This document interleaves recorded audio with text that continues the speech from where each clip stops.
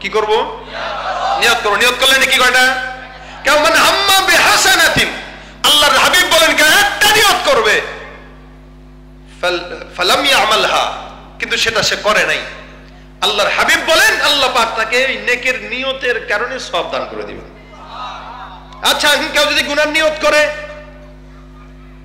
গুনার নিয়ত করলেও রাসূল বলতেছেন কেউ গুনাহের নিয়ত করলো কিন্তু গুনাহটা করে নাই। অনেক যুবকরা এখানে আছেন, নিয়ত আছে কালকে কোন জায়গায় একটু ডেটিং এ বেরোবো অথবা কোনো একটা গুনাহ করব, নিয়ত করলেন কিন্তু করেন নাই। কেন করেন নাই? আজকের বয়ান শোনার পর আপনার মনে হলো যে না, আমি গুনাহের নিয়তটা করছিলাম কিন্তু ইনশাআল্লাহ আর করব না, নিয়ত করে ফেলছি।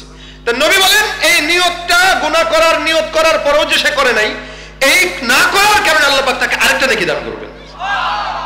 এখন যদি সে করেই ফেলে তাহলে গুনাহের কারণে একটা গুনাহ লেখা হবে। কয়টা? তবু ওই গুনাহের জন্য আবার সময় দিবে, গুনাহ করার পরে সময় দিবে যে এতটুকু সময়ের মধ্যে বান্দা যদি মাফ চেয়ে নেয় তাহলে গুনাহ আর লেখা হবে না, আর যদি না চায় তাহলে লেখা হবে। তাও কয়টা? একটা। আর নেকের নিয়ত করলে আল্লাহ পাক আমাদেরকে নেক কাজ করার তৌফিক দান করুন। এখানে যারা আছেন একটা নেকের কাজ করবেন, যার যেটা মন চায়। মনে করেন আজকে আপনি নিয়ত করবেন কোন একটা মানুষরে নামাজের কথা বলবো, বেনামাজি একজন দাঁড়া আছে, ভাই চলেন এশার নামাজটা পড়ে নেই, বাস এটা একটা নেক কাজ। কালকে নিয়ত করবেন ভাই চলেন একটু ইস্তেমার ময়দানে যাই, নিয়ে গেলেন একজনকে, এটা একটা নেক কাজ। নেক কথা বল, যদি কাউকে নেক কাজ যদি করতে নাও পারেন, রাসূল বলেন আল কালিমাতুত তাইয়্যিবাতু সাদাকা, কেউ একটা ভালো কথা বললো তো আল্লাহ পাক তাকে সদকার সওয়াব দিয়ে দিলেন। মানে বুঝেন, অনেক সময় আমরা সদকা করতে পারি না কিন্তু ভালো কথা তো বলতে পারি। রাসূল বলেন আল কালিমাতুত তাইয়্যিবাতু সাদাকাতুন, কেউ যদি একটা ভালো কথা বলে আল্লাহ পাক তাকে ভালো কথার বদৌলতেও সদকার সওয়াব দিয়ে দেয়। তো ভালো কথাটাও একটা নেক কাজ, নেক কাজ করলেই সওয়াব। আল্লাহ পাক আমাদের সকলকে নেক কাজ করার তৌফিক দান করুন। নেক কাজ যত করবেন আল্লাহর পছন্দের তত হবেন। আমরা তো আল্লাহর প্রিয় হতে চাই সবাই ইনশাআল্লাহ। আরো ধরে ইনশাআল্লাহ। আল্লাহ তুমি কবুল করো, জোরে বলেন আমিন। মাওলার ইশকে জলে আগুন নিভাইলে যে নিভে না, পুরে পুরে ছাই হইল এই যে পাগলের সিনা, পুরে পুরে ছাই হইল এই যে পাগলের সিনা, ধরা দিয়ে দাও না ধরা,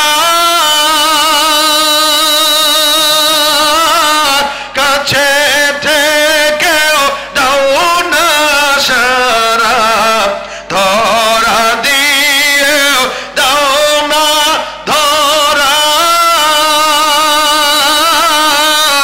কাছে থেকেও দাও না সারা, এই বুকেতে বইছে খরা, না পাওয়ারি যাত না, পুরে পুরে ছাই হইল এই যে পাগলের সিনা, মাওলা তোমায় ভালোবেসে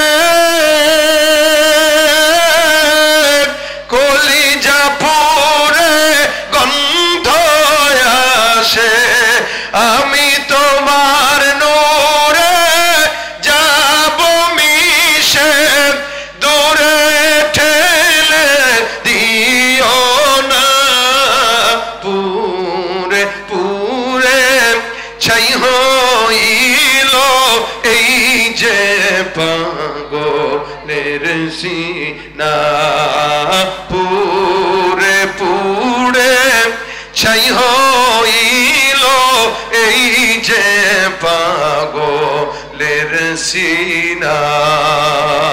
আল্লাহ আমাদেরকে তার মহব্বতের বানায় দেখ, নেক কাজ করার তৌফিক দান করুক, বলেন আমিন। যা কথা শুনলাম আমলের নিয়তে আল্লাহ পাক যেন এই কথাগুলো মানার তৌফিক দান করে।